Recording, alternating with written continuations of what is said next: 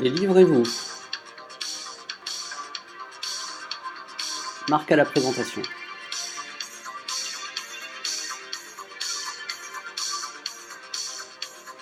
Bonjour à tous, bienvenue dans le 14e numéro Délivrez-vous. Marc au micro pour vous accompagner dans cette nouvelle émission. Ravi de vous retrouver. À mes côtés aujourd'hui, je salue mes chroniqueurs Louise et Gabriel. Bonjour à tous les deux, comment allez-vous ? Très très bien. Ça va. Alors sans plus tarder, place au générique à la première partie Délivrez-vous avec le livre du jour.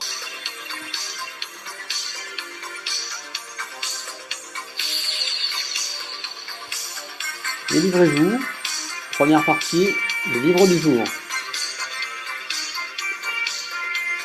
Pour notre 14e numéro Délivrez-vous, le livre du jour s'intitule La Passion du mariage. Cet ouvrage a paru au PUF. Il est signé par Florence Maillochon. Sur la couverture du livre, une photo d'un couple habillé en marié. Peut-être sont-ils sur le parvis de la mairie. Elle est en robe blanche, longue, il porte un costume noir. Il la tient par la taille et l'embrasse dans le cou. Ils semblent en pamoison, ils doivent vivre un moment exceptionnel et unique, le plus beau jour de leur vie. Marc, peux-tu nous présenter l'auteur ? Florence Maillochon est sociologue, elle est directrice de recherche au CNRS et chercheur associée à l'INED. Elle a travaillé sur l'adolescence, la sexualité et le couple et a publié des articles sur le mariage. Dans l'essai, elle précise que le mariage traditionnel a 3 dimensions imbriquées. L'institution, le rituel et la formation du couple. Aujourd'hui, ces dimensions ne sont plus perçues conjointement. L'auteur va principalement s'intéresser aux rituels contemporains qui se mettent en place en France. Peux-tu nous dire quelle méthode elle utilise pour son enquête ? L'auteur a recours à des méthodes classiques en sociologie. D'une part, elle utilise les données de l'INSEE sur l'évolution des chiffres des mariages, ainsi que sur la composition sociologique des couples, âge et statut marital antérieur. D'autre part, elle a conduit des entretiens dans la durée avec des couples. Ils sont 49 qu'elle a rencontrés avant et après leur mariage. Son enquête s'est déroulée en France, Paris et Normandie, de 2000 à 2012. Son échantillon ne retient que des couples jeunes et français qui sont représentatifs des différentes catégories sociologiques. Son objet n'est pas précisément de dresser une typologie des mariés, sa population exclut d'ailleurs par définition ceux qui ne se marient pas. Elle s'intéresse à une pratique, les témoignages permettent de faire émerger des invariants. L'annexe méthodologique du bouquin est fort instructive. À quoi s'intéresse l'auteur dans son enquête ? Elle part du constat que, malgré son déclin, le mariage est empreint d'une signification symbolique particulière. Ici, ce n'est pas l'engagement religieux qui est mis en avant, mais plutôt la volonté d'officialiser une relation. Cependant, le mariage et la fête associée se doivent d'être aussi parfaits que possible. Le lecteur constate avec surprise l'enjeu fort qui est mis par les couples pour réussir l'événement. 2 mots le caractérisent dans la société contemporaine, individualisation et esthétisation. Peux-tu nous expliquer justement de quoi il s'agit ?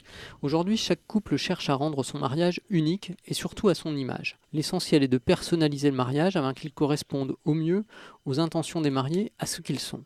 Il est drôle de constater que cette aspiration à la distinction aboutit à une sorte de standardisation dans la singularité. En parallèle, l'esthétisation concerne tout ce qui contribue à rendre beau le mariage et tous ses à côté.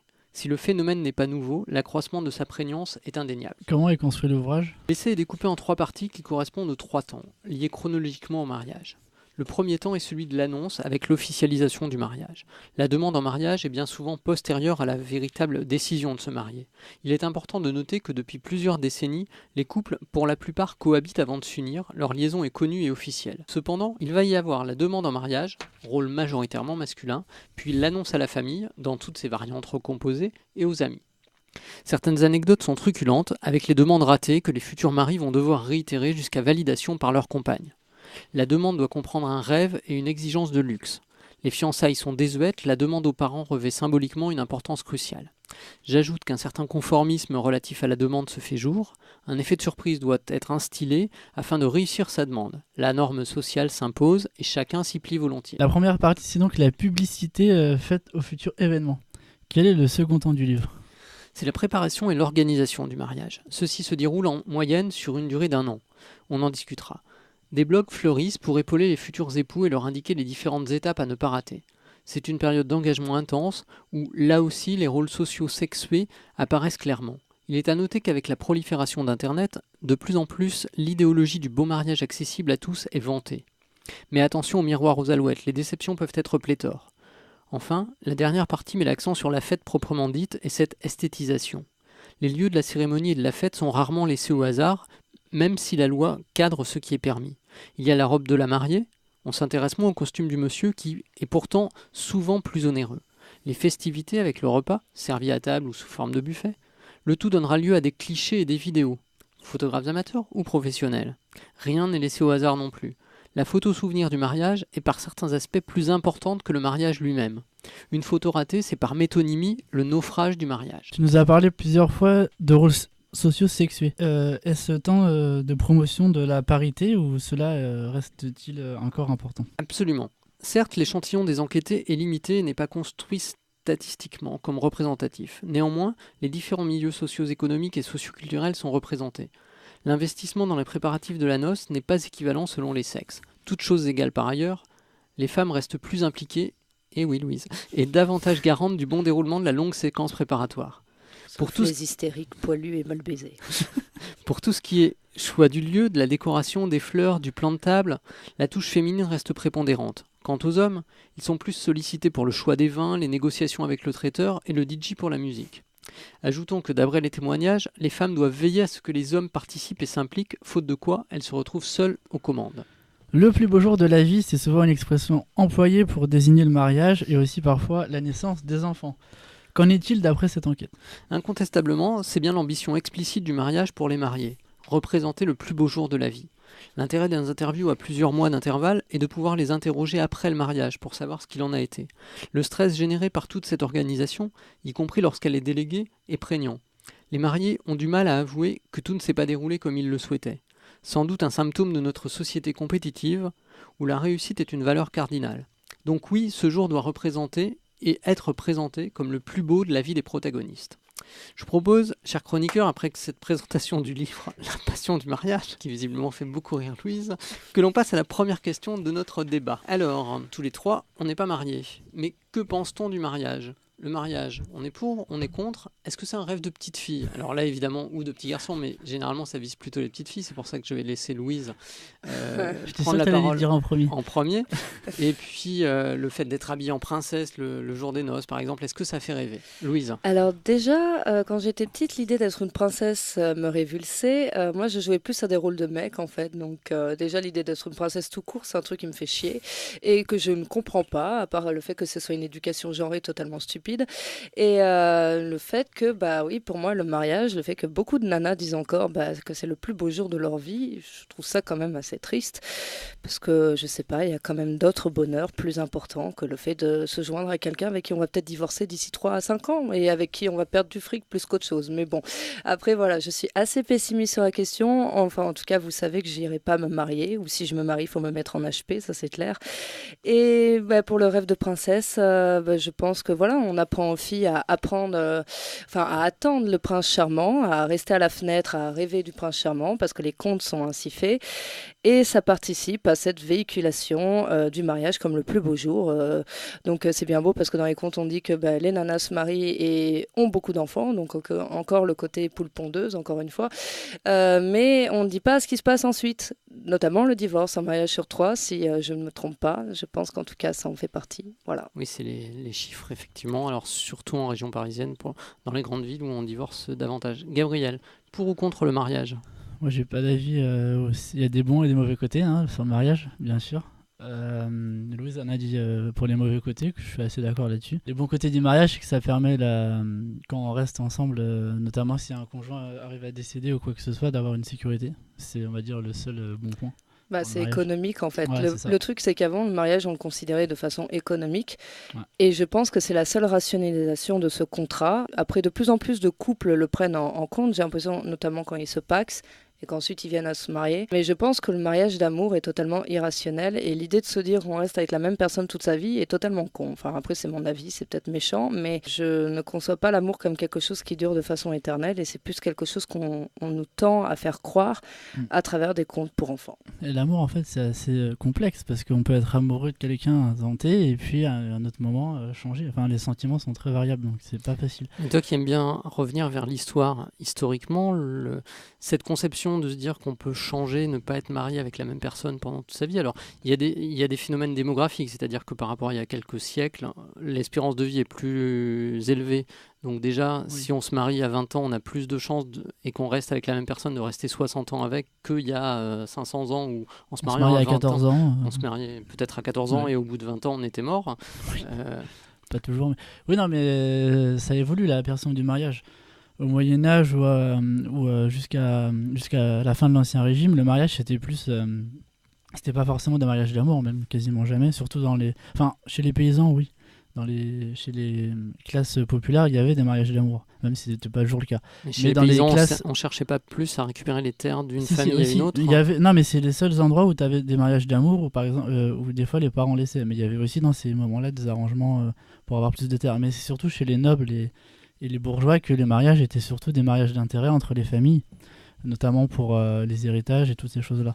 Mais bizarrement, ces mariages-là, ils tenaient toute la vie, parce que la plupart, ils allaient jusqu'à la fin ensemble. Mais c'est parce qu'il y avait aussi des intérêts de famille en jeu derrière. Moi, en fait, le problème du mariage, c'est que ça institue une forme de bonheur qui doit s'étendre à tous, et que ça institue une forme de société encore assez archaïque, où on dit que le bonheur, en fait, c'est de vivre avec quelqu'un toute sa vie et d'avoir des enfants. Et on néglige les personnes qui sont célibataires ou qui ont d'autres bonheurs que le fait d'être avec quelqu'un et d'avoir des enfants. Et c'est vrai que j'ai du mal encore avec cette institution aujourd'hui qui, même si je le respecte et je respecte le choix des gens de se marier, tant que ça ne doit pas être une conformité à l'âge de la trentaine, parce qu'il y a quand même beaucoup de femmes et d'hommes aussi qui se posent des questions. Il y a une réelle pression sociale par rapport à cette institution, je pense. Mais alors, je vais me faire l'avocat du diable. J'ai l'impression, malgré tout, qu'en France, aujourd'hui, il n'y a pas cette pression qu'il peut y avoir dans d'autres pays. Si on se met dans d'autres cultures, Ah oui, il y a des là-dessus, cultures oui. dans Oui, oui. lesquelles Ouais. en Inde, notamment. quelque part tu fais un peu le procès Et il y en a en France, de manière mais légitime pas tout le de monde. la société telle qu'elle est et du regard qu'on a sur le mariage, mais en même temps, si on regarde la société française d'il y a quelques siècles ou des sociétés aujourd'hui ailleurs dans le monde, il n'y a pas ce choix. Mais c'est vrai qu'il y a eu une baisse, parce que c'est vrai qu'il y a 34 ans, il y avait au moins 400 000 mariages célébrés en France, alors que là, on est environ 200 000 mariages. Donc, à peu je près. pense que les personnes prennent conscience, et notamment, on voit aussi des formes d'amour diverses. Aujourd'hui, on parle notamment beaucoup de polyamour. Donc quelque chose qui fait beaucoup de provocation encore aujourd'hui, parce que on a souvent tendance à se demander si c'est de la polygamie et en fait le polyamour va à l'encontre du mariage dans cette idée que on accepte le fait d'avoir des sentiments pour d'autres personnes, sauf qu'à l'inverse de se dire que ces sentiments pour d'autres personnes se font à différents instants T de notre vie, elles peuvent parfois se faire en même temps. Et sur l'idée de plus en plus de couples, par exemple, qui vivent à quatre avec des enfants, qui vivent aussi avec ce modèle de couple où la mère aime le père de l'autre enfant. Et c'est un nouveau modèle aujourd'hui. Donc je pense quand même qu'en Là, France... c'est les familles recomposées dont tu nous parles. Non, pas... Enfin, je ne sais pas si on pourrait dire famille recomposée. C'est-à-dire que c'est des... Au lieu d'être seulement à deux, ils peuvent être à plusieurs et s'aimer entre eux. J'avais vu un article comme ça d'une fille qui témoignait sur son éducation et qui disait qu'elle vivait avec 4 personnes, donc sa mère, son père et un autre homme et une autre femme, qu'elle considérait aussi comme sa mère et son père, et qui s'aimaient entre eux et qui n'avaient aucune honte à l'exprimer, et pour qui dire aux enfants était quelque chose de normal et pour qui ça ne posait pas de problème. Elle a vécu avec cette notion du polyamour. Bon, du coup, elle s'est faite une autre idée de l'amour. Mais je pense qu'aujourd'hui, le polyamour est l'une des formes qui est encore, on en parle très peu, mais qui se fait de plus en plus entendre, et qui montre que cette idée d'être seulement à deux et de vivre à deux à travers un mariage institutionnalisé avec des enfants et souvent dans le même appart est quelque chose qui se fait de plus en plus archaïque en fait. Gabriel, Tu parlais des autres sociétés, mais chaque société, en fait, c'est la société qui construit la façon dont on fait le mariage. Par exemple, en Afrique, il y a des pays où on est polygame, on peut avoir plusieurs femmes, donc ça fait partie aussi des choses. En Inde, comme tu as dit, il y a d'autres façons où c'est toujours la famille de la femme qui donne la dot au mari, des choses Et comme c'est ça. surtout par caste en Inde, parce Oui, qu'en aussi, Inde, tu peux Ah pas oui, te... oui, c'est Enfin, ça. il y a beaucoup de hiérarchie. alors Et- revenons en France contemporaine. Le mariage, c'est aussi un sujet de discussion, puisqu'on a eu il y a quelques années toutes les manifestations autour de la promulgation de la loi pour le mariage pour tous. Donc là, par rapport à tout ce qu'a dit Louise depuis le début, qui est de dire le mariage, alors c'est pas en ces termes-là que tu l'as dit, mais c'est une vieille institution, c'est ringard, on peut s'en passer. D'un autre côté, on voit qu'il y a une frange de la population qui est hostile à ce que la notion du mariage telle qu'elle existe évolue, et puis il y a une autre frange de la population, et c'est plus que la population, parce que ça va jusqu'aux députés et au vote de la loi, et c'est un phénomène qui s'est vu en France, mais qui se voit dans un certain nombre d'autres pays occidentaux, avec l'ouverture des droits au mariage, en élargissant par rapport à ce qu'était la structure initiale, donc avec ce qu'on appelle le mariage pour tous, le mariage gay. Vous étiez pour ou vous étiez contre, Gabriel ? Moi j'étais pour, parce que comme je t'ai dit, la définition du mariage c'est en fonction de ce que la société va en faire. Donc nous, le mariage, tout le monde peut se marier, moi ça me dérange pas du tout, je trouve même ça bien que les couples de même sexe puissent, s'ils le souhaitent, pouvoir se marier. Et il faut que ça soit, et pour tout le monde pareil, et pour les couples hétéros c'est la même chose. Ce qu'il faut pas, c'est que le mariage soit imposé comme une norme sociale obligatoire. S'il y a des gens qui veulent pas se marier, ils peuvent, et s'il y en a qui veulent se marier. Donc c'est bien que ça a été ouvert pour les couples homosexuels. Mais je pense que ça a surtout été ouvert pour garantir des droits précis pour ces gens-là. C'est-à-dire qu'ils soient égaux au niveau de la vie de couple par rapport aux hétérosexuels. Notamment s'il y a un accident de la vie un jour, que le conjoint de la personne qui est morte ou qui a un problème puisse bénéficier de l'héritage et de droits aussi. Alors Louise, tu étais plutôt en faveur de ce mariage pour tous ? Oui, franchement, oui, et totalement. alors, est-ce que je peux me permettre de te demander, est-ce que ce n'est pas paradoxal par rapport à ce que tu disais juste avant sur le mariage ? Moi je suis pour que les gens se marient s'ils le souhaitent, pas pour que ce soit une pression sociale. Et surtout, ce que j'ai pu voir... Je fais volontairement de la provocation, hein, t'inquiète pas. Oui, t'inquiète pas. Moi aussi j'en fais beaucoup. Mais en fait, surtout ce que j'ai pu voir, c'est que on veut empêcher le mariage à ces couples sous le postulat qu'ils ne peuvent pas avoir d'enfants ou qu'ils n'auront pas d'enfants. Et c'est là aussi où... Sachant que certains en ont déjà. Oui, sachant que certains en ont déjà et ont besoin d'être régularisés par rapport à tout ça. Et parce même, il y en a qui disent le mariage c'est un homme et une femme. Pour eux, c'est un truc social. Voilà, c'est ça. Mais parce qu'en fait, tout ça, ça découle du fait d'une éducation genrée qui dit que la femme a un rôle précis et l'homme aussi dans le couple. Et qui pose beaucoup de soucis en fait, parce qu'aujourd'hui on se rend compte qu'on a une éducation genrée, on se rend compte de ce que ça nous pousse à avoir comme, je sais pas moi, comme fantasme, par exemple le fantasme que l'homme soit protecteur ou dominant, ce qui est un très gros problème d'ailleurs, qu'avait très très bien évoqué Virginie Despentes dans King Kong Theory. Et donc peut-être je reparlerai sur le blog à un moment. On attend l'article avec impatience. Et en fait, le problème, c'est de dire que la femme a tel rôle pour être mère et que l'homme a tel rôle pour être père. Et c'est aussi de dire que si des personnes veulent avoir ce bonheur qu'on nomme le mariage, pour y accéder, il faut qu'elles aient un enfant. Donc autant dire, autant supprimer le mariage aux femmes stériles, j'ai envie de dire. Je veux dire, il faut être logique à un moment donné dans ce postulat. Donc voilà, c'est pour ça que je trouve qu'aujourd'hui, on a quand même, on cible le mariage quand même autour des enfants et qu'il y a une pression énorme sur la femme, notamment lors de ses 30 ans, où on lui pose beaucoup de questions sur est-ce que tu auras des enfants ou pas. Et si elle dit qu'elle n'en a pas envie, on lui dit mais que ça viendra plus tard et que c'est très très beau d'accoucher. Parce que oui, l'accouchement aussi est vu comme le plus beau jour de sa vie. C'est vrai que souffrir comme pas possible et avoir des problèmes au dos et autres et tout ce qui peut se passer pendant un accouchement. La médecine a quand même fait des progrès. On peut utiliser de la péridurale et ne pas forcément souffrir. Mais on souffre quand même, parce que quand une femme passe quand même 13 heures, 13 heures à accoucher... Mais en même temps, le texte fondamental, quelque part, de la société, alors je suis provocateur quand je dis ça, ça reste un peu les écrits bibliques qui disent, qui affirment « tu enfanteras dans la douleur ». Oui, d'ailleurs, les écrits bibliques qui disent que la Vierge Marie a eu un enfant sans avoir... tout en restant vierge. J'aime beaucoup cette logique. Et c'est là où j'aime la logique aussi de la Manif pour tous, qui dit c'est contre nature, parce qu'on ne peut pas avoir d'enfant si il n'y a pas pénétration comme entre un homme et une femme.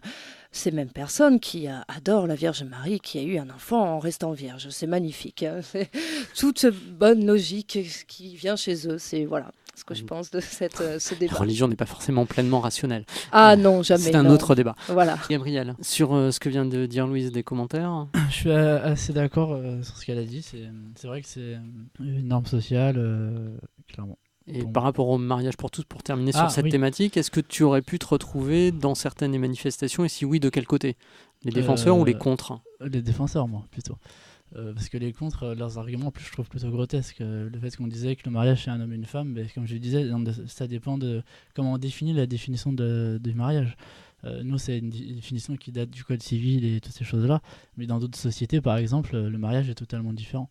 Donc voilà, pour moi, leur argument en fait ne tient pas debout à partir du moment où comment on définit le mariage. Pour eux, le mariage, ça doit être la ligne qui est suivie par. Sur ces thématiques-là, par je la pense qu'il est victime. très important d'écouter et de lire aussi les sociologues et encore plus peut-être les anthropologues. Je pense notamment à Françoise Héritier qui a pu être une grande défenseur du mariage pour tous avec des arguments par rapport à certaines sociétés Voilà, dites exactement. primitives en Afrique ou en Papouasie. C'est aussi important d'aller regarder ce qui se passe ailleurs pour Et comprendre ce qui se aussi, passe ici. Oui. Elisabeth Badinter qui Oui. avait, parce que le problème c'est qu'on dit beaucoup, ah mais s'il est, je sais pas, par exemple si l'enfant a 2 papas, il aura des problèmes psychologiques par la suite ou il va devenir gay. Et elle qui disait, mais alors déjà comment expliquez-vous que des personnes soient gays alors qu'ils ont des parents hétéros? Et surtout aussi de dire que Ils n'ont pas forcément des parents hétéros, ils sont nés d'un homme et d'une femme. voilà, ils sont nés d'un homme et d'une femme. Et le problème aussi de dire que ces enfants vont avoir beaucoup de problèmes psychologiques et elle qui dit mais comment vous expliquez alors que ceux qui sont donc qui ont des parents qui sont un homme et une femme et des problèmes psychologiques aussi. S'il y a des problèmes psychologiques qui sont mis en place au niveau de l'éducation, dire qu'elle n'arrive que avec un couple gay, c'est totalement Oui, totalement un des stupide. arguments, et je laisse Gabriel s'exprimer, c'est souvent de dire qu'il vaut mieux qu'un enfant soit dans un couple aimant, quel que soit le sexe du couple, Exactement, que dans un ouais. couple traditionnel, si le couple est non aimant. Gabriel. Oui, d'ailleurs, la définition du mariage est très vaste parce que, par exemple, dans les sociétés antiques comme Rome ou en Grèce, par exemple, les mariages c'était clairement des mariages d'intérêts familiaux, enfin pour les grands aristocrates. C'est-à-dire, par exemple, César se mariait avec, par exemple, la sœur de Pompée, c'était pour faire des mariages et ensuite ça se défaisait. Dans l'Égypte des pharaons aussi. Voilà, c'était- et surtout dans ces sociétés-là, il y avait aussi des relations homosexuelles et hétérosexuelles, et il y a des hommes qui faisaient les deux, ils se sentaient très bien d'aller voir des femmes et des hommes, ça leur posait pas de problème. Donc c'est vraiment la définition de ce qu'on a en fait nous de la société. À cette époque-là, en fait, c'était beaucoup plus, j'allais dire, avancé par rapport à nous sur ces questions. Après, c'est mon point de vue. Hein, mais... Si je reviens sur l'éducation genrée et les rêves de petites filles, en préparant l'émission, donc cette semaine, il se trouve que dans le Nouvel Obs, toutes les semaines, il y a en dernière page les Cahiers d'Esther, une BD faite par Riyad Satouf, l'auteur notamment de l'Arabe du futur, des 3 tomes de l'Arabe du futur. Et donc, chaque semaine, inspiré de la vie d'une petite fille qu'il connaît, c'est ce qu'il raconte en dehors de la BD. Il nous raconte donc, avec 10 planches, la vie d'Esther. Et cette semaine, Esther, qui a 11 ans ou 12 ans, qui raconte ses problèmes à l'école, enfin toutes ces choses-là, eh ben, elle rêve au prince charmant. Et là, Louise est en train de découvrir la BD. Elle est un peu hallucinée, mais c'est drôle parce que Riyad Satouf est quelqu'un de très moderne, qui n'est pas du genre, de ce que je connais de lui, à mettre en avant des choses très traditionnelles, ou traditionnalistes. Ah oui, non, mais déjà, là, je vois qu'elle dit qu'elle portera un pantalon et une chemise à motifs explosifs colorés et qu'elle va porter son bouquet sur l'épaule parce que voilà, ça provoque. Donc déjà, Donc ça, ça là, te plaît, ça? Ouais, un peu plus, ouais, parce que la robe blanche... Mais on voit quand même qu'à 11 ans, elle rêve de se marier, et elle rêve de trouver un prince charmant. C'est ça qui est intéressant dans la BD. Ouais. C'est qu'elle se rend compte peut-être qu'elle a été dans une éducation genrée et que justement le fait de dire qu'elle veut porter le pantalon, qu'elle veut provoquer, c'est elle est consciente qu'elle a eu cette éducation genrée et qu'elle veut, elle veut bouleverser les codes du mariage. Mais c'est normal que la plupart des enfants rêvent de se marier plus tard parce que c'est, comme je disais, l'inculcation qu'on leur donne dans la société. Quand tu regardes certains dessins animés ou certains films, on parle des princesses, le prince charmant, toutes ces choses-là. Généralement, Du coup, ça les rentre enfants dans le cadre. veulent aussi reproduire le modèle qu'ils voient auprès de leurs parents. Donc, Et et puis, elle, il se trouve que dans la BD, Esther, ses parents sont mariés, ils s'aiment beaucoup. Donc, peut-être aussi, elle et puis transfère sur cette image. pour un enfant, en fait, pour lui, pour fonder une famille, il faut être marié pour pouvoir avoir des enfants. Après, des fois, c'est pas toujours le cas parce qu'on peut très bien avoir des enfants et en couple sans être marié. Mais pour un enfant de cet âge-là, peut-être que lui, il estime que pour pouvoir fonder sa famille plus tard, il faut suivre le même chemin que les parents. Autre question, pourquoi se marie-t-on, d'après vous? Alors, on a bien compris que Louise n'était pas forcément une grande fan à titre personnel du mariage. On y a déjà répondu. Gabriel est resté un peu plus... Moi, c'est toujours très un peu plus diplomate. Non, mais moi, c'est pas ça, c'est que... Mais alors, oui, effectivement, tu dis, mais on peut essayer de faire une synthèse. Moi, je suis toujours pragmatique. Est-ce qu'on se marie les par... bons côtés, c'est intéressant, tu vois. Et les mauvais, Est-ce qu'on pense qu'il faut se marier par amour, par intérêt, par conformisme, par obligation? Dans l'histoire, ces choses-là ont évolué. Donc aujourd'hui, il y a beaucoup plus de gens, c'est vrai, qui se marient par amour, hein, ça existe aussi, heureusement. Mais tu as toujours des familles qui se marient par conformisme et social parce qu'il faut se marier. Moi, je connais plein de gens qui disent une fois qu'on est en couple, ils veulent absolument se marier parce que voilà, c'est comme ça. Moi, ce qui me fait peur, c'est que j'ai l'impression que pour certains, et je sais pas s'il y en a beaucoup, mais que le couple est une sorte de représentation, un accessoire. Un peu comme si on se baladait avec un sac chic de, je sais pas, chez Louis Vuitton et qu'on était là en train d'arborer un bonheur en fait et qu'on avait besoin de revendiquer ce bonheur et montrer aux autres, comme on montre sur Facebook des photos de vacances, regardez, moi je suis heureux. Et c'est ça le gros problème parce que déjà ça conditionne le couple, ça conditionne sa façon d'être au niveau des autres parce que j'ai l'impression que quand on est en couple et que on est, je sais pas, avec un groupe d'amis, on a le regard des autres qui va conditionner notre comportement en couple. Et le mariage en fait partie, je pense, ce besoin de se dire, regardez, moi aussi. Et en plus, aujourd'hui, il y a effectivement, comme le disait cette sociologue dans son livre, cette idée d'individualisme qui s'imprègne dans le mariage avec cette idée de faire des mariages un peu what the fuck. Donc, Tu peux traduire pour nos auditeurs non anglophones, je pense à ma maman par exemple.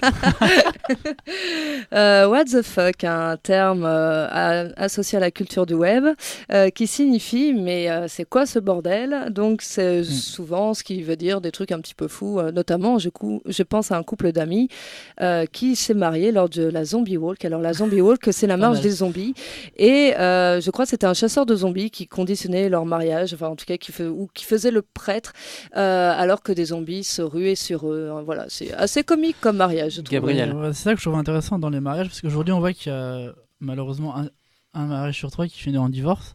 Donc pour moi en fait, le mariage ça me choque pas en soi, mais ce que je trouverais intéressant c'est quand on prend le temps de bien réfléchir à est-ce qu'on veut vraiment se marier, pour quelles raisons.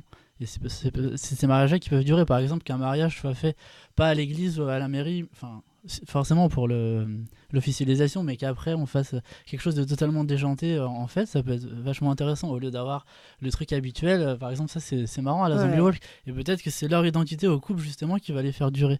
Donc moi c'est ça que je trouve intéressant dans l'évolution du mariage. Toi, c'est-à-dire qu'un mariage réussi pour moi c'est un mariage où pas forcément dès qu'on est en couple on va se marier parce qu'il faut des enfants, enfin le truc idéal, mais c'est juste pour moi une réflexion sur le long terme, sur si on veut se marier, pour quelles raisons, pourquoi et dans quel but. Et aujourd'hui alors, un quart de siècle d'âge à peu près, moi, pour l'instant, j'ai pas envie de dans me ta marier, réflexion?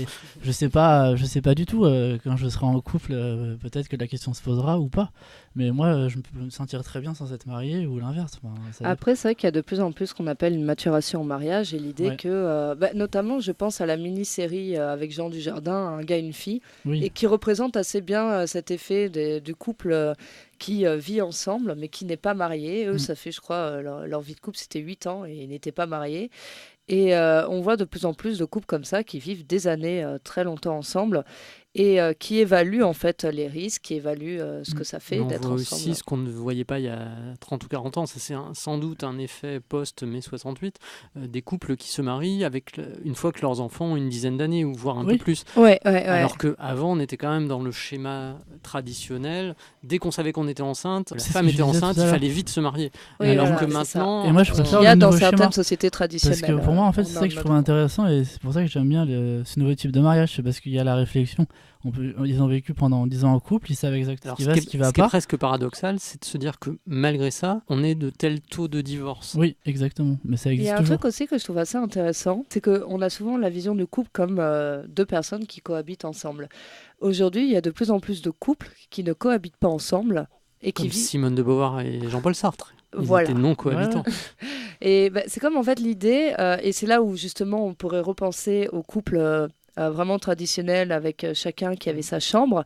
Là, c'est pareil, sauf que c'est chacun a son appart. Et parce qu'on est de plus en plus conscient que un appart, c'est quand même des économies en commun, que si ça se passe mal, c'est un petit peu la merde, et que au moins avoir son appart à soi, c'est pratique et ça permet de rester indépendant. Mais après, de manière pragmatique, dans des grandes villes où le prix du logement est tel, ça ne peut pas s'adresser à toute la catégorie de population. Ah non, bien évidemment, mais c'est une mode, je sais pas si on pourrait dire une mode, mais ça se fait de plus en plus chez des couples. Ça, c'est intéressant parce que justement, il y a encore par exemple un siècle où même par exemple nos grands-parents, ils sont toute la vie ensemble, mais il peut y avoir des moments où justement il y a plein d'exemples où les gens sont mariés, mais ça n'empêche pas le mari d'aller voir ailleurs parfois. Et Ça s'appelle l'infidélité. Voilà, et c'est bien la preuve que le mariage, c'est pas forcément quelque chose d'amour pur, mais ça peut être aussi pour d'autres intérêts. Bah, le Et que couple les familles libre restent aussi, ensemble, par exemple, pour les intérêts financiers, ça existe aussi pour un conformisme ou pour autre chose. Donc des fois, il y a ça, il y a des couples qui sont mariés et qui ne font jamais l'amour ensemble ou très peu. Et il y a aussi des couples qui tolèrent, ils sont mariés, mais ça les empêche pas, eux, de faire ça avec d'autres personnes.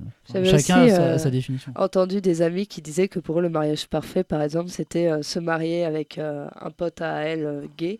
Et comme ça, lui, il va voir ailleurs, la nana Voilà. va voir ailleurs. Et comme ça, on arrête de les faire chier à se dire qu'il faut se caser avec quelqu'un. Ce qui est pratique. C'est une vision des choses. De toute façon, pour moi, c'est une institution qui évolue dans le temps, forcément, parce que la société change.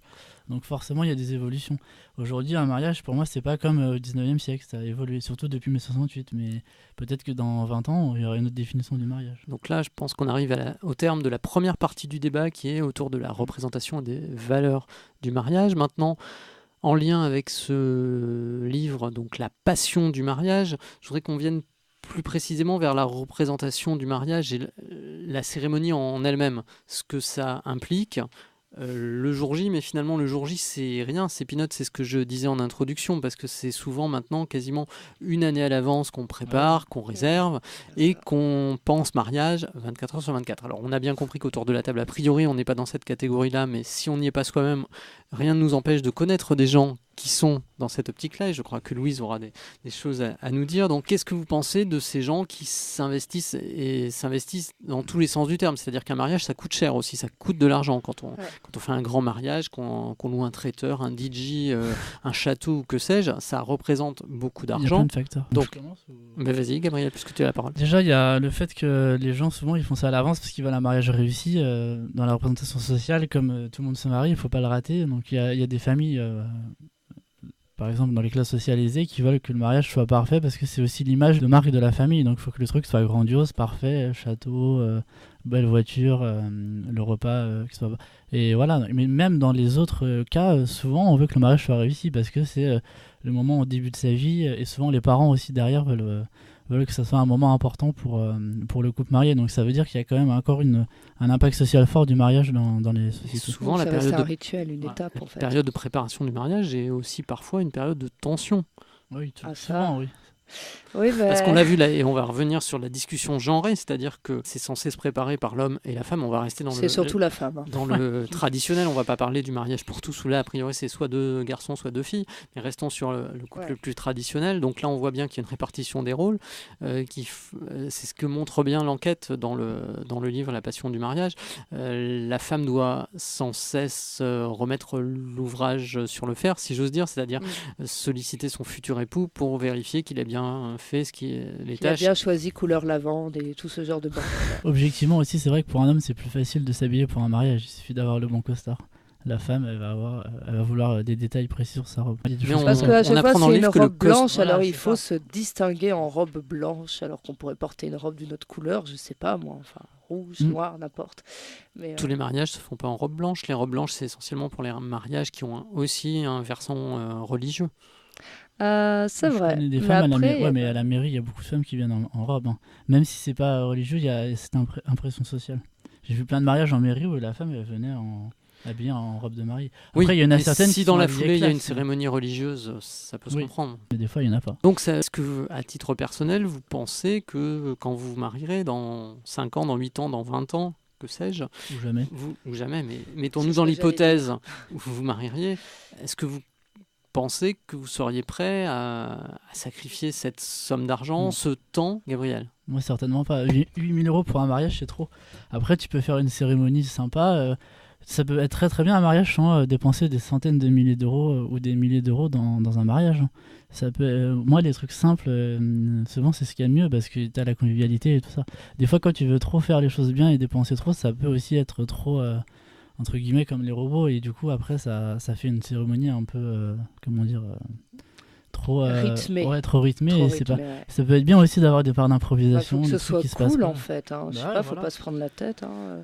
Enfin, Et- moi, je sais pas. Je pense que ce sera un mariage civil et puis tant qu'il y a des petits fours, de l'alcool, un gâteau sympa et puis qu'on Ouais. rigole et puis qu'on boit bien. Enfin, c'est surtout ça essentiel. Mais Après, le je pense problème que- parfois, c'est la pression des parents aussi, parce que tu as certains parents qui veulent que le mariage soit. Alors que les mariés, Les des parents, fois, voire les grands-parents Oui, aussi, les grands-parents. Du Mm. coup, là, tu es obligé des fois.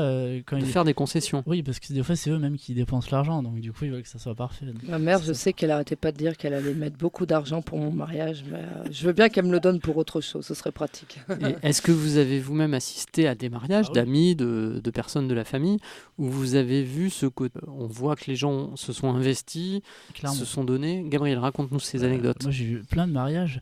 Celui qui m'a le plus marqué, c'était un cousin de mon beau-père qui, lui, s'est marié dans un énorme château. Il était riche et tout, donc il arrivait on arrivait tous dans des belles voitures. Tu dormais dans un lit à baldaquin. La cérémonie, c'était dans le château, tu avais les jardins, donc il a dépensé des tonnes de... C'était très bon aussi. Après, c'était plutôt réussi parce que lui, justement, il avait quand même réussi à mettre le luxe et en même temps la partie conviviale en faisant des trucs improvisés. Mais j'ai vu d'autres mariages où c'était vraiment très beau, il n'y a rien à dire sur l'organisation, mais par contre, qu'est-ce que c'était chiant. Un Après la mariage un peu cérémonie. trop guindé. Voilà, où tu restes des heures à table avec un vieux de 80 ans. Enfin, j'ai rien contre les vieux, mais quand le mec te regarde, il te parle pas, tu te fais un peu chier, quoi. Donc voilà. Donc c'est ça, en fait, ça dépend comment est le mariage. Moi, si le mariage soit luxueux, ça me dérange pas, mais il faut que, pour moi, il y ait cette part du mariage qui soit réussi, c'est aussi la fête et l'amusement.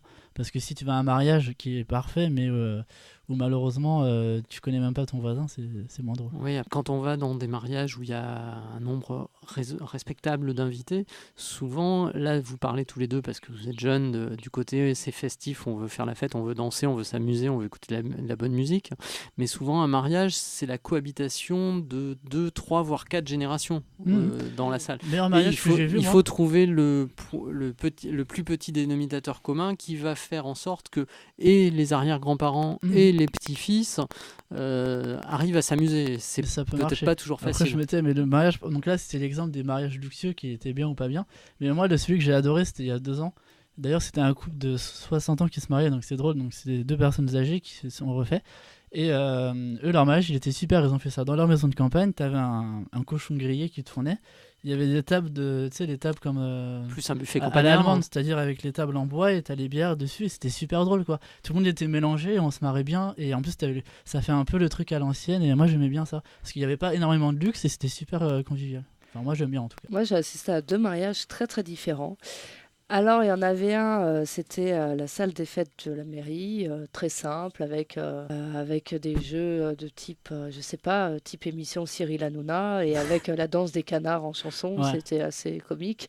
Donc voilà. Et puis, il y en avait un autre, alors, donc c'était ma demi-sœur qui avait préparé un mariage, voire 1 an et demi, voire 2 ans à l'avance, et qui était, mais alors, dans un stress pas possible par rapport à la préparation de ce mariage, qui a fait un petit peu toute sa vie pendant 1 an et demi, et voilà, qui était donc dans une très grande demeure, enfin une demeure qui était dans le sud, un petit peu avec comment ça s'appelle, le La style, demeure hein, Style. Un mas provençal. voilà, le style romain, enfin Ah oui, le d'accord. style Roman. gréco-romain. Donc très très belle demeure, mais qui, j'avais l'impression, à voir ce mariage était vraiment, comme tu dis, hein, Ouais, c'est robotique en fait. Ouais. Extrêmement robotique, beaucoup de stress. Elle a d'ailleurs pleuré quand elle est arrivée, parce que c'était tellement de stress qu'elle en a pleuré. C'était peut-être le stress du bonheur et les émotions qui rejaillissaient. Je pense aussi, plus la Forcément. fatigue de la préparation. Et c'est vrai que souvent on entend les mariés dire que le jour du mariage, ils en ont pas forcément pleinement profité. Parce Ouais, que l'inquiétude que ça se passe bien, puis parfois, Et puis les parce que tables. dans les un tables, mariage, il y a toujours des familles, et dans des familles, il y a toujours des histoires de famille. ouais. Il y a ceux Puis il y qui a viennent des pas, il y a amis ceux qui qui s'aiment se- pas, il y a ouais. les inimitiés. Donc pour moi, ça les Ouais. connaissances que j'ai ou les mariages auxquels j'ai participé, toujours finalement le grand soulagement. Et c'est peut-être pour ça d'ailleurs que souvent à l'issue du mariage, les heureux élus partent en voyage de noces. Voilà ce C'est-à-dire que j'allais qu'ils- dire, le voyage de noces, Ouais. c'est le meilleur moment en fait. C'est pour ça que quand on dit le plus beau jour de la vie, c'est une expression. Est-ce que peut-être Parce que- les gens se marient aussi pour avoir des cadeaux? Oui, aussi. Ouais, je sais pas. Non, mais peut être un intérêt. L'expression plus beau jour de la vie, c'est intéressant Pour parce que rentabiliser toute la somme dépensée. en soi, quand tu demandes aux gens, c'est vrai que c'est pas le plus beau jour de leur vie parce que c'est un jour stressant où en fait, quand tu te maries, t'as envie que tout se passe bien et donc du coup, t'es stressé par ça. Mais on dit plus beau jour de la vie, c'est l'image de en fait, c'est le jour où tu vas te marier et construire ta famille. Je pense que enfin, il y en a qui voient ça comme ça. Mais pour moi, c'est vrai que le jour même du mariage ou même le jour même de l'accouchement, c'est pas le plus beau jour. Le plus beau jour, c'est le lendemain quand t'as le bébé dans les bras et que tu Oui, en ça. tout cas, c'est... Pour moi, ce n'est clairement pas le plus beau jour. Parce que déjà, on ne sait pas avec qui on s'engage. Parce que je pense que, bon, au bout de certaines années de vie en commun, peut-être qu'on se rend compte qu'on a fait un très mauvais choix et qu'au final, il aurait fallu peut-être, je sais pas, juste des toasts, de l'alcool et pas autant d'argent dépensé. Ça aurait été un peu plus économique. Et oui, non, le plus beau jour, enfin, franchement, je trouve qu'on nous conditionne à voir l'amour comme quelque chose de merveilleux et comme l'aboutissement d'un être humain. Pour moi, l'amour n'est pas le passage obligé, même si c'est bien de pouvoir aimer quelqu'un, c'est génial, mais ça ne doit pas conditionner notre société. Et je commence un petit peu à en avoir marre de cette pression sociale sur les célibataires et aussi ce qu'on appelle à 25 ans les Catherinettes. Oui, il y a une expression comme ça, c'est-à-dire... Oui, c'est pas une nouvelle expression, ça. Non, c'est une expression très classique, très archaïque. Fêter Catherine. Alors, Louise va t'expliquer. Que quand t'es une fille et que t'as 25 ans et que t'es toujours pas maquée, t'es une Catherinette. Ce qui est mon cas d'ailleurs, je suis une Catherinette. Voilà. On pourrait assimiler ça à une vieille fille en fait. Voilà, une vieille fille qui va finir avec des chats ou dévorée par des chiens allemands. Sauf que 25 ans, ça va, parce que l'âge moyen aujourd'hui du mariage est plus tard. Hein. C'est la trentaine pour les femmes et 38 ans pour les hommes. Mais c'est à 25 ans parce que c'est quelque chose de très ancien, fêter Catherinette. Et à l'époque, c'était. Tu nous disais tout à l'heure qu'au Moyen-Âge, on se mariait à 14 ans. Donc, et maintenant, c'est entre 30 et 35 ans. Maintenant, c'est de plus en plus tard. Ouais. Et puis de toute façon, je veux dire, c'est débile. Ça, c'est les gens qui sont mariés qui aiment bien culpabiliser les autres qui sont pas mariés. Moi, j'en ai rien à foutre de pas être marié à 20, 30, 40, 50. De toute façon, on doit laisser le choix aux gens de se marier comme leur laisser le choix de ne pas se marier. Et on revient là-dessus pour la manif pour tous. Voilà. Et c'est pas parce que t'es pas marié à 25 ans que t'as pas une vie sexuelle plus épanouie que quelqu'un qui est marié. C'est vrai. A priori, le mariage n'est pas forcément corrélé à la vie sexuelle. C'est pour ça que c'est grotesque cette expression pour moi. Ok, alors encore un dernier point. En lisant donc La Passion du mariage de Florence Maillochon, j'ai découvert un concept que je ne connaissais pas, mais c'est un concept plus féminin, donc ceci, pour me dédouaner, explique peut-être cela. C'est la bridezilla. Une définition, c'est une fiancée qui, lors de la préparation de ses noces, en régente odieusement le moindre détail. Petite citation issue du livre. À travers l'image de la bridezilla, c'est la figure de l'hystérique que les femmes réactives et revendiquent pour justifier leur comportement borderline et ou le harcèlement qu'elles font subir à leurs proches. Créature aux appétits féroces, pointilleuse et maniaque, elle est insatisfaite, chronique, prête à tout pour arriver à ses fins. Une belle cérémonie de mariage. Voilà quelles sont les fins de la bridezilla. Bon, tous nos auditeurs auront compris qu'à ce stade, Louise, comme Godzilla. Louise n'est pas du tout l'incarnation de la bridezilla. Non, voire le contraire. Voire son opposé. Alors, même si vous ne connaissiez pas le terme, mais peut-être vous le connaissiez-vous, est-ce que vous avez dans vos relations, dans vos proches, des gens... Alors, a priori, ce sont des femmes, mais on pourrait imaginer des hommes. Notamment, je me dis que dans les couples gays masculins, pourquoi cette tendance n'arriverait-elle pas? Donc, Gabriel, est-ce que tu connais des bridezilla? Cette image, je l'avais plus chez les mères des mariés, souvent. Les mères qui sont souvent là, elles veulent que tout soit parfait. Mais dans les mariés elles-mêmes, j'ai pas trop d'exemples, mais je connais un ou deux mariages où la mère était vraiment... Et généralement, c'est la mère du marié ou de non, la mariée? Non, de la mariée surtout. Et ça, il y a beaucoup d'exemples là-dessus de ce cas-là, mais pour la mère. Mais pour la mariée elle-même, j'en ai moins. Et où la mère veut tout régenter, veut que ça soit parfait, donc elle fait chier tout le monde, même sur le détail des fleurs, les assiettes et tout ça, mais voilà. Enfin, j'ai pas d'exemple précis, moi j'ai pas vu de... Et le problème c'est quand t'es spectateur, souvent tu peux pas vraiment savoir, parce que quand t'es invité à un mariage, tu sais pas comment ça s'est passé avant, le déroulé. Donc c'est un peu... j'ai pas d'exemple précis là-dessus. Louise? Oui, ma demi-sœur, encore une fois. Bienvenue à elle si elle nous écoute. On l'invitera à écouter l'émission. Je pense qu'elle va m'adorer. Disons que elle... Alors... Je sais pas si on pourrait dire hystérique, quand même, c'est méchant, mais on va dire qu'elle a vraiment planifié le moindre détail et que ça l'angoissait comme pas possible. Je sais que son copain lui a offert 2 robes de mariée pour en porter 2 dans la journée, à 2 temps différents de la journée. Il fallait que tout soit parfait, comme je sais que c'est un être angoissé de base et qu'elle veut que tout soit parfait, et que le mariage, c'est quelque chose qu'elle veut depuis de nombreuses années, qu'elle en parle depuis de nombreuses années aussi. Je pense que, ouais, on pourrait la qualifier comme ça, effectivement. Mais ce que moi j'ai appris aussi, alors parce que c'est pas des thématiques sur lesquelles je surfe beaucoup et vous verrez pourquoi je dis surfer, puisque c'est aussi sur Internet la prégnance de plus en plus de blogs, de gens qui sont là pour orienter, pour aider, pour rappeler. Il y a alors on connaît tous, et là on arrive dans la période avant Noël, le calendrier de l'Avent. Il y a aussi une sorte de calendrier de l'Avent du mariage qui commence 1 an ou 1 an et demi avant la date fatidique. Et où il faut tout organiser, tout planifier, savoir qu'à moins 6 mois, il faut faire telle chose, moins 2 mois, il faut faire telle chose, moins 3 jours, il faut faire ça. La veille, il faut aller chez le coiffeur, il faut aller... C'est bien, ça fait un véritable marché. Hein. Mais c'est un marché, le mariage. C'est un marché. Et le mariage est aussi ceux qui aident à organiser. Il y a aussi des coachs qui aident au mariage. Oui, des coachs qui disent à quel moment il faut dire telle et telle phrase, à quel moment il faut taper sur le verre pour faire le discours. T'as même des émissions maintenant de télé sur le mariage réussi où tu mets des notes, c'est n'importe quoi.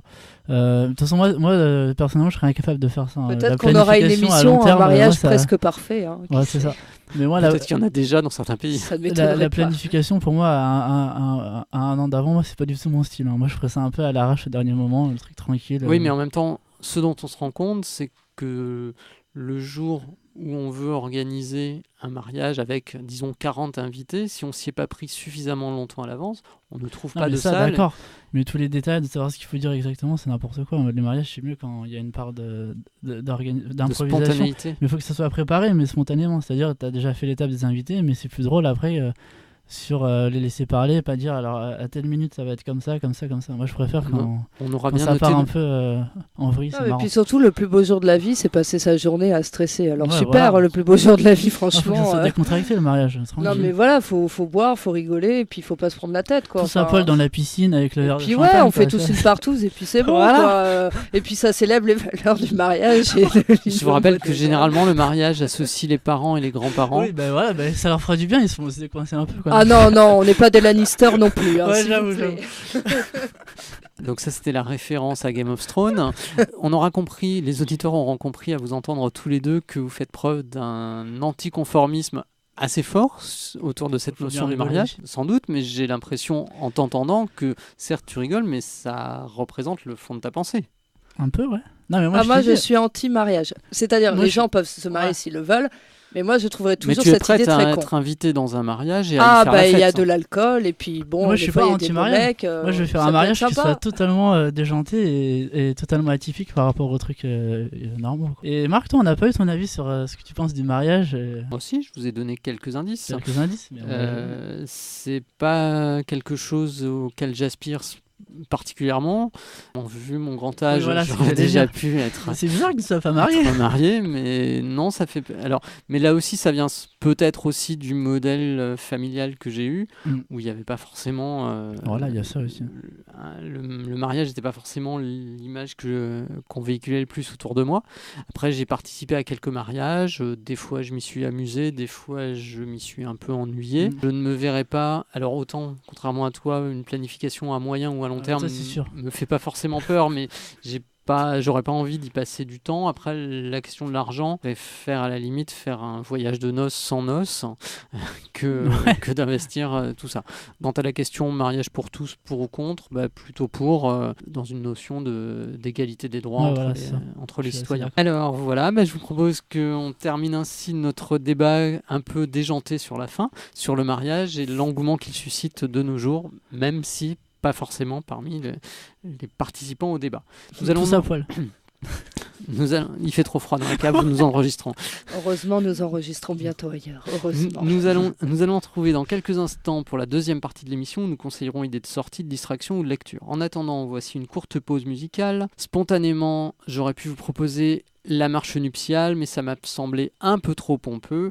Alors je vous propose d'écouter un extrait de Requiem pour 3 mariages de Marie Laforêt. On se retrouve juste après avec Louise et Gabriel.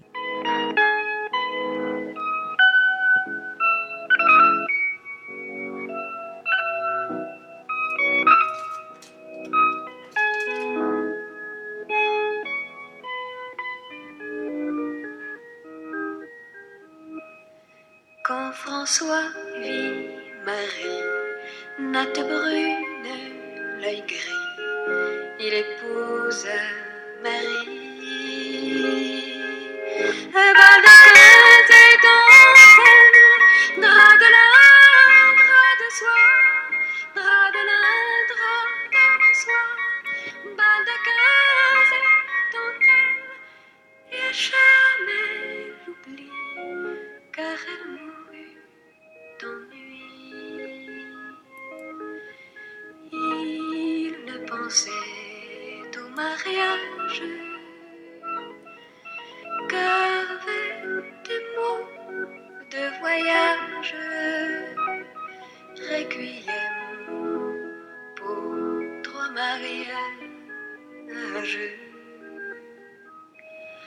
quand Raymond vit Lucie, ses rêves sans souci, il épouse Lucie. Lit de bois, lit de fer, et la Vierge Marie, et la Vierge Marie, lit de bois, de fer, et le couteau l'enfer fut battu comme fer. Il ne pensait au mariage qu'avec des mots de voyage. Requiem pour 3 mariages. De retour pour les propositions culturelles du jour avec toute l'équipe Délivrez-vous. C'est la carte blanche, libre, sans contrainte. Seul objectif, intéresser les auditeurs, les inciter à suivre les choix. On se retrouve après le jingle.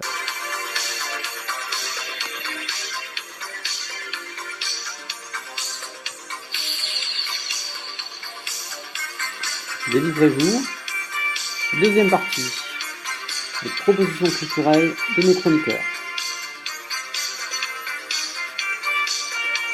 On commence par Louise. Que vas-tu nous conseiller? Je crois qu'aujourd'hui on va regarder la télé avec une première série. Oui, alors première série, une série qui donc est apparue à la rentrée, Westworld, avec Anthony Hopkins et Ed Harris. Donc en fait, Westworld, c'est des scientifiques qui ont mis en place un univers qui retrace le Far West américain et avec dedans ce qu'ils appellent des hôtes, qui en fait sont des intelligences artificielles, donc des êtres qui ne sont pas conscients, qui sont des intelligences artificielles, qui vivent la même journée chaque jour parce qu'ils sont en permanence reprogrammés.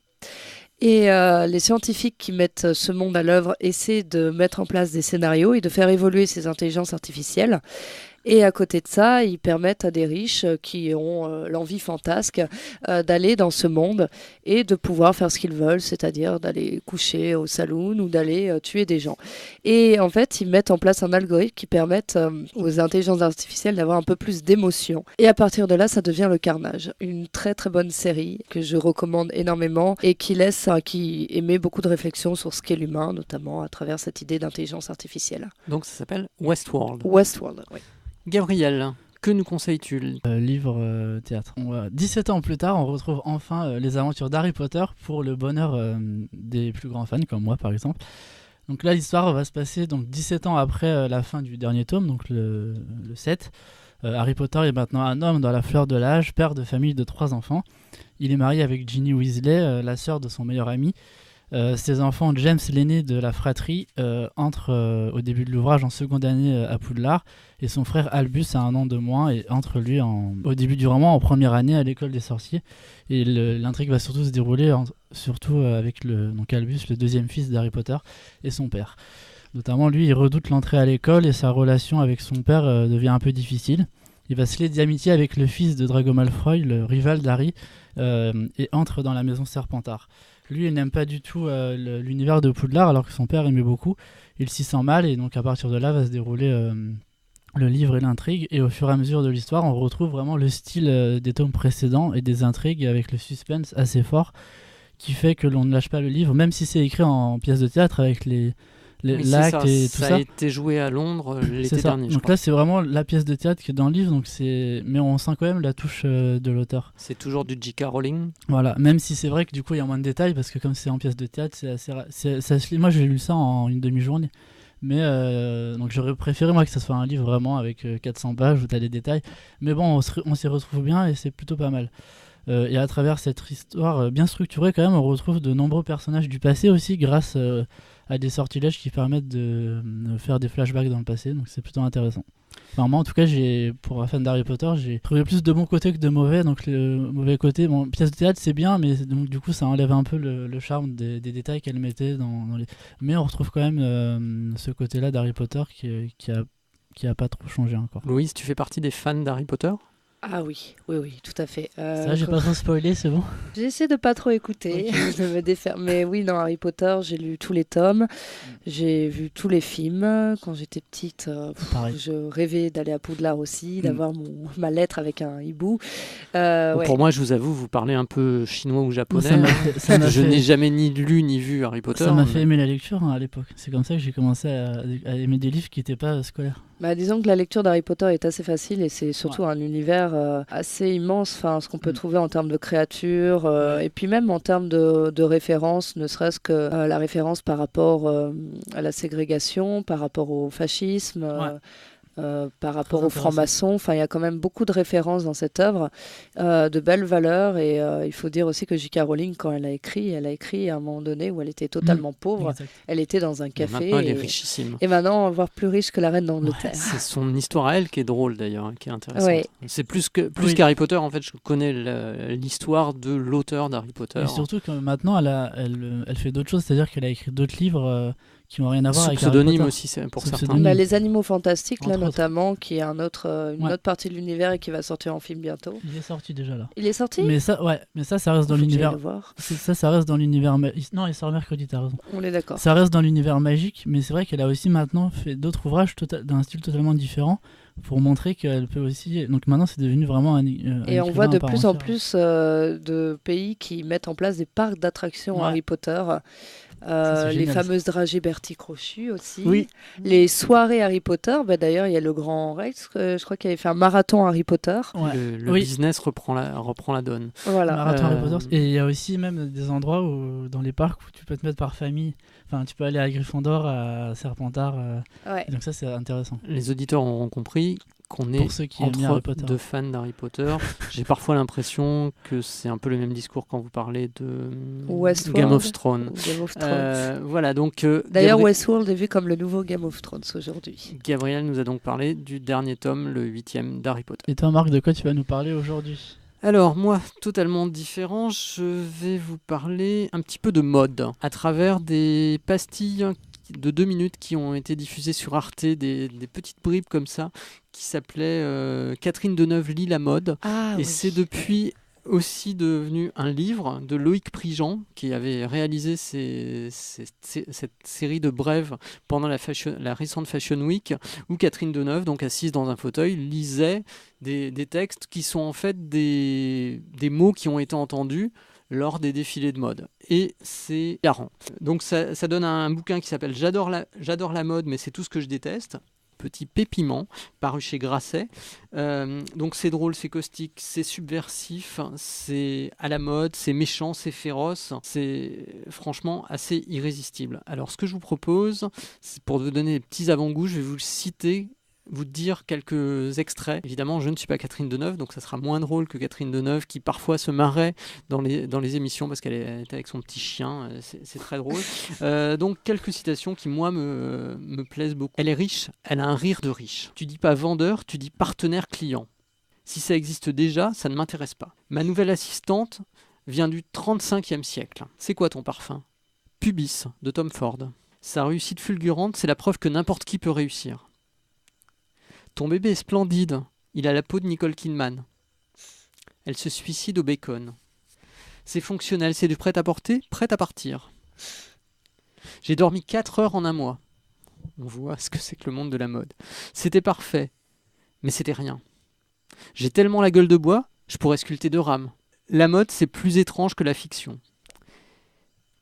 Il a inventé le t-shirt à 500 €. C'est un génie. Elle prend des Uber pour aller acheter le pain. Versace, c'est mon damar. Je me sens chaud dedans. C'est un jean moulant ou t'as grossi? Je ne sais pas comment tu fais. Si je m'entendais, je me détesterais. Voilà, on s'arrête sur ces derniers mots. Qui vous laisse sans voix, visiblement, ça me fait plus rire moi que vous. Mais bon, tant pis, j'assume le fait que ce soit hyper drôle. Non, mais s'il y avait des phrases drôles. Ouais, il faut être dans le contexte en fait pour ça. Louise nous ramène à la télévision avec une nouvelle série. Alors, c'est pas une nouvelle série, en fait, elle est déjà apparue il y a quelques années, mais elle s'est arrêtée en cours de route. Il y avait eu 2 saisons, donc en fait, ça s'appelle Black Mirror et ça revient là avec une 3e saison. Donc Black Mirror, c'est, comme le nom l'indique, une vision assez noire de la société. C'est une série d'anticipation où chaque épisode n'a aucun lien, n'ont aucun lien entre eux. On suit différentes histoires en lien avec les nouvelles technologies, encore et toujours.